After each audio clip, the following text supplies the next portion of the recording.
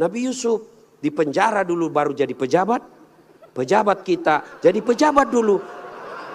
Kau yang bilang ya, kau yang bilang. Apakah sepenuhnya salah pejabat? Bukan, salah sampean sedulur-sedulur. Kenapa sampean pilih kalau tahu dia pembohong? Sen kanan belok kiri. Maka kalau kalian benci pejabat-pejabat perlakuan seperti itu, tidak usah menjelek-jelekkan di medsos. Tidak usah memaki-maki di medsos. Kalian bisa kena pasal pencemaran nama baik. Gimana caranya? Balas di bulan 11 nanti. Jangan kau pilih mereka yang suka bohong. Selesai urusan. Pesan khusus. Boleh berbeda pilihan, tapi jangan kau berpecah belah. Uang panai saja puluhan juta. Uang panai itu. Padahal nambi anak tak. Kenapa nak ambil hak-hak politikmu yang mau urus negaramu, yang mau urus provinsimu, yang mau urus kabupatenmu, yang mau urus masa depanmu dan cucu-cucumu 300.000. Prinsipku saya biar saya miskin. Kenapa? Kalau saya miskin kenapa? Kususai kau. Saya miskin tapi kau tidak bisa beli diriku. Saya miskin, tapi kau tidak bisa hina saya. Kalau kita sudah kontrak-kontrak, merantau dari selatan, datang ke Kendari, datang ke Konawe, datang ke Bau-Bau, datang ke Buton, datang ke daratan, datang ke pulauan, rumah kontrak-kontrak, kerja tidak jelas, penghasilan tidak jelas, lalu kau jual lagi harga dirimu. Apa yang kau banggakan di depan manusia? Kalau ada orang korupsi 70 miliar nak masuk neraka, rasa-rasanya orang masih bilang 70 miliar nak nikmati hidupnya di dunia. Pergi Eropa, pergi jalan-jalan, 70 miliar nak dapat. Masuk neraka, paling tidak linona menyamang Yandrena. Tapi kau telur ratu bisa bu 300.000 tidak kau masuk neraka. Itu biasa lidah beleng-beleng. Maka saudaraku saya mau tanya, jawab dengan serius. Kalau terima uang serangan fajar 300.000 kaya tidak? Kaya tidak? Tidak. Bapak-bapak tolak serangan fajar miskin tidak? Tidak. Namun yang pasti ketika kau terima uang serangan fajar 300.000 itu artinya kalian yang miskin, kau tutup masa depan anakmu jadi pejabat karena harus punya uang.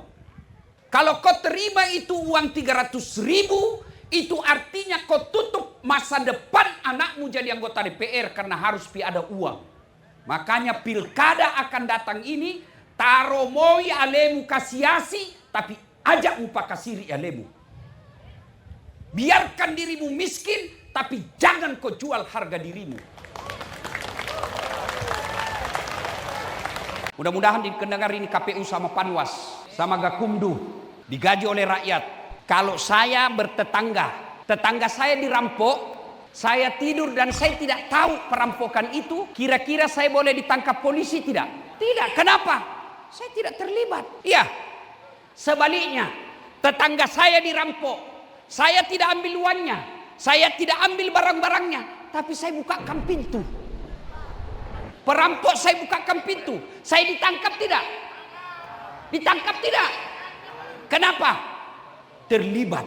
Dalam bahasa hukum pidananya junto, ikut serta. Jadi kalau Anda digaji oleh negara tapi membiarkan ketidakadilan, kau bisa lolos di dunia. Demi Allah, kau tidak akan lolos di akhirat kelak.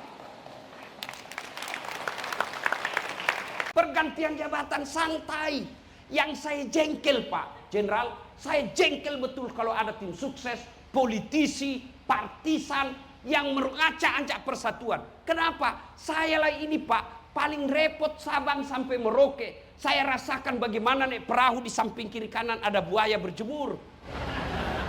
Saya rasakan berjam-jam naik mobil, tikungan kiri kanan sampai saya sakit. Saya pernah rasakan sakit 6 bulan tidak bisa kemana-mana karena saya tertular virus dari Mike. Untuk apa? Agar kita tetap damai di Indonesia. Saya ajak teman-teman pendeta, saya ajak teman-teman Buddha, saya ajak teman-teman biku. Ayo kita sama-sama jaga persaudaraan Indonesia, karena di sini kita lahir, di sini kita bekerja. Saya paling benci lihat itu mereka yang pejabat hanya karena jabatan sementara dia menghalalkan segala cara mengancam persaudaraan. Biar tinggi jabatan kalau menghalalkan segala cara berakhir dengan kehinaan. Percaya saudaraku, tidak ada jabatan yang diraih dengan menghalalkan segala cara kecuali berakhir dengan kehinaan. Pasti.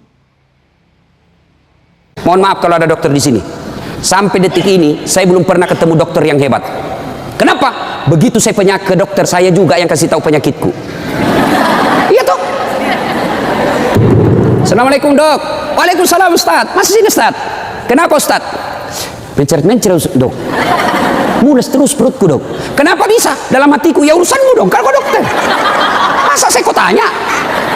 Yang hebat kalau baru muncul, Ustaz pasti mencret. Itu yang hebat. Kau kan tidak. Allah tanpa diberitahukan, tanpa curhat, Allah tahu apa penyakitnya ibu. Maka datang sholat. Sudah itu sholat, sudah itu sholat, sudah itu sholat, baru ke dokter. Kata penghuni sorga, wah enak betul di sini. Penghuni neraka, bolehkah kami jalan-jalan ke situ? Boleh. Ya gimana? Penghuni neraka kan kreatif, banyak solusinya. Gimana? Sudahlah, tidak usah cemas. Kami bikin jembatan dari sorga, kamu juga bikin jembatan dari neraka. Kita ketemu di tengah. Setuju? Setuju. Lelang proyek. Saya bilang, hari pertama proyek dari neraka selesai 50%. Hari kedua selesai 70%. Hari ketiga tuntas, efektif dan efisien. Selesai proyek. Sampai di tengah dilihat-lihat di proyek dari surga. Kenapa belum mulai-mulai? Dia teriaklah ini dari neraka. Mas bro, kenapa kau belum mulai proyekmu? Kami sudah sampai di tengah sesuai perjanjian. Kenapa kau belum mulai? Kata penghuni dari surga, bagaimana mau dimulai? Pemborong, kontraktor, pengawas, panitia, ada semua di situ. Ibu, pernah ada orang kita lihat bangkrut gara-gara sedekah? Pernah? Pernah? Yang bangkrut gara-gara narkoba, yang bangkrut gara-gara judi, yang bangkrut gara-gara pemabuk, yang bangkrut gara-gara selingkuh. Beda poligami selingkuh, Bu. Kalau selingkuh coko-coko, ndak halal. Poligami halal. Apa ketawa, Pak? Berani kok. Nah, bilang temanku, Ustaz, orang lain istrinya semua singa. Alhamdulillah saya istriku di rumah Ustaz. Bukan macan, Bu. Kelinci. Nah, bilang saya istriku kelinci Ustaz, tapi saya menjadi kangkung.